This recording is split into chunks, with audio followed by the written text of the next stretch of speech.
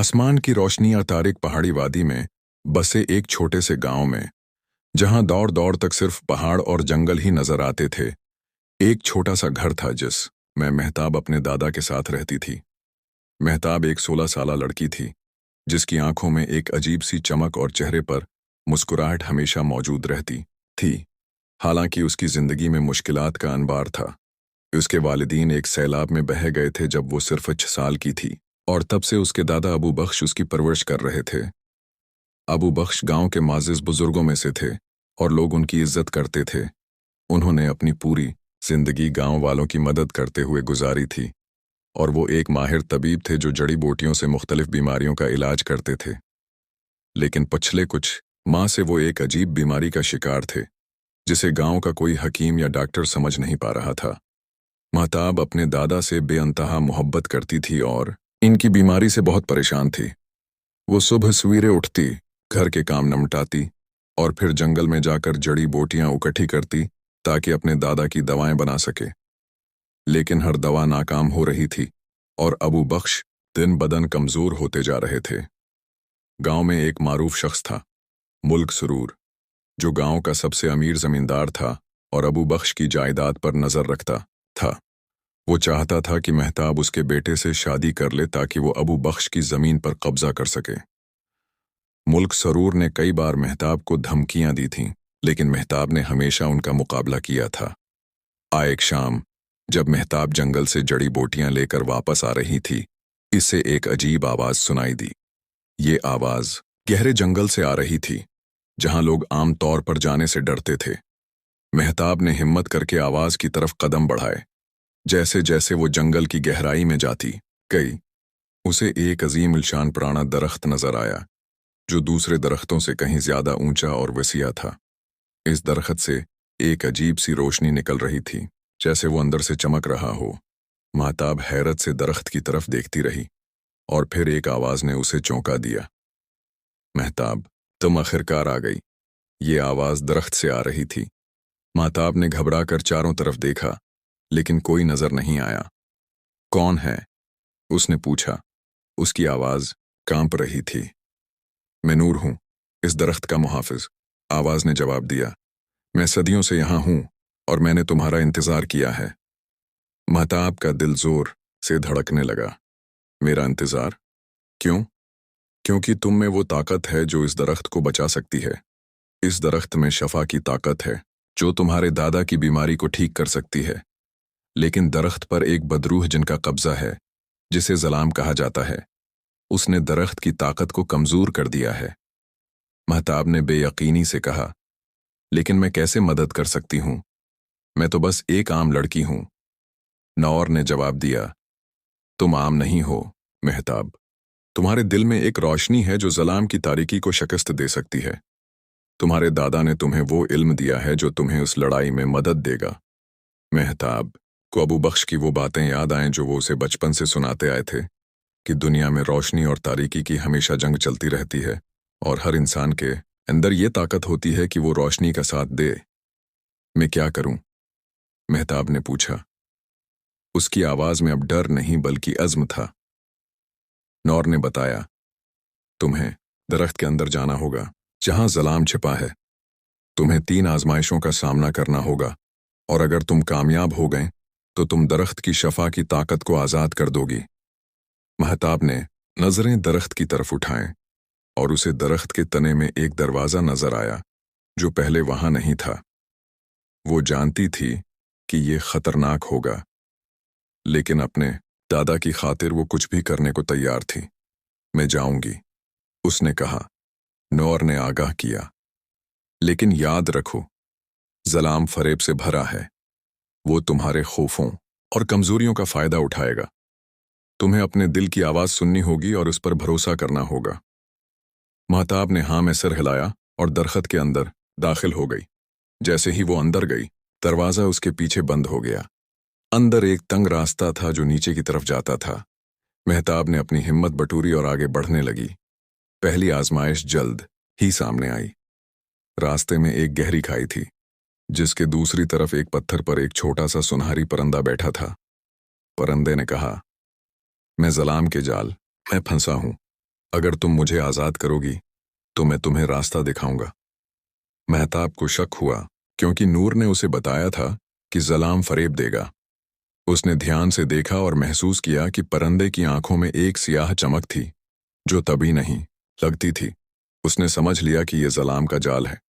मैं जानती हूं कि तुम असली परिंदा नहीं हो, महताब ने कहा। तुम ज़लाम हो, जो मुझे धोखा देना चाहता है। जिसे ही उसने ये कहा, परिंदा गायब हो गया और उसकी जगह एक सियाह साया जाहिर हुआ, जो आहिस्ता आहिस्ता पिघलने लगा। खाई भी गायब हो गई और रास्ता साफ हो गया। महताब ने पहली आजमाइश कामयाबी से पार कर ली थी। आगे बढ़ते हुए महताब एक बड़े कमरे में पहुंची, जहां चारों तरफ आईने लगे हुए थे। हर आईने में महताब की तस्वीर थी, लेकिन हर तस्वीर मुख्तलिफ थी। एक में वो अमीर और खुशहाल नजर आ रही थी, दूसरे में वो अपने दादा के साथ खुशी से रह रही थी, तीसरे में वो गांव की सबसे ताकतवर औरत थी। इंतखाब करो महताब, एक सरद मेहरी आवाज गूंजी। उनमें से कौन सी जिंदगी तुम चाहती हो? तुम्हें बस उसे छूना है। महताब को अपने दादा की एक बात याद आई, दौलत और ताकत वो नहीं है जो इंसान को खुश करती है, बल्कि अपनों की मोहब्बत और एक पाकीज़ा दिल ही असल दौलत है। महताब ने आईनों को घूर कर देखा और फिर अपनी आंखें बंद कर लें। मैं अपनी मौजूदा जिंदगी पसंद करती हूँ, उसने कहा। मेरे पास मेरे दादा की मोहब्बत है और मैं उसी से खुश हूँ। मुझे किसी और जिंदगी की ख्वाहिश नहीं। जिसे ही उसने ये कहा, आईने टौटने लगे और एक नया रास्ता जाहिर हुआ। महताब ने दूसरी आजमाइश भी कामयाबी से पार कर ली थी। तीसरी और आखिरी आजमाइश सबसे मुश्किल थी। महताब एक गोल कमरे में पहुंची, जहां बीच में एक बड़ा स्याह साया था। साया ने आहिस्ता आहिस्ता शक्ल बदली और महताब के सामने मल्क सरूर की शक्ल में आ खड़ा हुआ। महताब, तुम यहाँ क्या कर रही हो? मल्क सरूर ने पूछा। उसकी आवाज में एक अजीब छन थी। मैं तुम्हारे दादा को लेने आया हूँ। वो मर चुके हैं और अब तुम अकेली हो। लेकिन फिक्र मत करो, मैं तुम्हें अपने घर ले जाऊंगा और तुम मेरे बेटे से शादी कर लोगी। महताब के दिल में खौफ और गुस्सा दोनों पैदा हुए, लेकिन फिर उसे नूर की बात याद आई कि ज़लाम उसके खौफों का फायदा उठाएगा। उसने गहरी सांस ली और अपने आप को संभाला। तुम मल्क सरूर नहीं हो, उसने मजबूती से कहा। तुम ज़लाम हो, जो मेरे खौफों का फायदा उठाना चाहता है। मेरे दादा जिंदा हैं और मैं उन्हें बचाऊंगी। मैं तुम्हारी तारीकी से नहीं डरती। ज़लाम गुस्से से चीखा और उसकी शक्ल बदल गई। अब वो एक भयंकर स्याह साया था, जिसकी आंखें सरख रंग की थीं। तुम मुझे शिकस्त नहीं दे सकती महताब, मैं सदियों से इस दरख्त पर काबिज हूं। महताब ने बगैर डरे जवाब दिया। तुम्हारी तारीकी मेरे दिल की रोशनी के सामने कमजोर है। मैं अपने दादा और इस दरख्त को तुम्हारे शर से बचाऊंगी। महताब ने अपना हाथ आगे बढ़ाया और उसकी हथेली से एक तेज रोशनी निकली, जो सीधी ज़लाम की तरफ गई। ज़लाम चीखता रहा, लेकिन रोशनी उसे घेरती चली गई और आखिरकार वो रोशनी में डूब गया। कमरे में रोशनी फैल गई और महताब ने देखा कि वो अब दरख्त के मरकज में है। वहां एक छोटा सा नीलगों पत्थर था, जो दरख्त के दिल की तरह धड़क रहा था। महताब को समझ आ गया कि यही वो शफा का सरचुमा है जिसे वो तलाश कर रही थी। आस ने आहिस्ता से पत्थर को उठाया और उसे महसूस हुआ कि पत्थर की ताकत उसके जिस्म में समा रही है। अचानक दरख्त हिलने लगा और महताब महसूस करने लगी कि वो ऊपर की तरफ उठ रही है। जब वो आंखें खोली तो वो वापस दरख्त के बाहर थी और नूर उसके सामने खड़ा था। अब नूर एक खूबसूरत जिन की शक्ल में था, जिसका जिस्म रोशनी से बना था। तुमने ज़लाम को शिकस्त दे दी है महताब, नूर ने खुशी से कहा। अब दरख्त की शफा की ताकत आज़ाद हो गई है। ये पत्थर तुम्हारे दादा को शफा देगा। महताब ने नीलगों पत्थर को देखा, जो इसके हाथ में चमक रहा था। शुक्रिया नूर, उसने कहा। मैं कभी नहीं भूलूंगी कि आपने मेरी मदद की। नूर ने मुस्कुराकर कहा, ये तुम्हारी हिम्मत और मोहब्बत थी जिसने ज़लाम को शिकस्त दी। अब जाओ, अपने दादा को बचाओ। महताब ने जल्दी से घर की तरफ रख किया। रास्ते में उसे मुल्क सरूर मिला, जो अपने आदमियों के साथ आ रहा था। कहाँ थी तुम महताब? मुल्क सरूर ने गुस्से से पूछा। मैंने सुना है कि तुम्हारे दादा की हालत बहुत खराब है।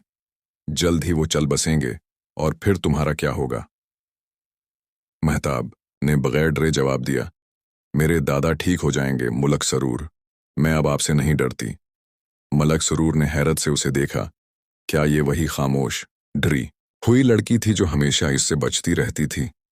महताब की आंखों में अब एक नई ताकत थी जिसने मलक सरूर को पीछे हटने पर मजबूर कर दिया। महताब घर पहुंची तो देखा कि अबू बख्श बस्तर पर लेटे हुए थे। उनकी सांसें बहुत धीमी थीं।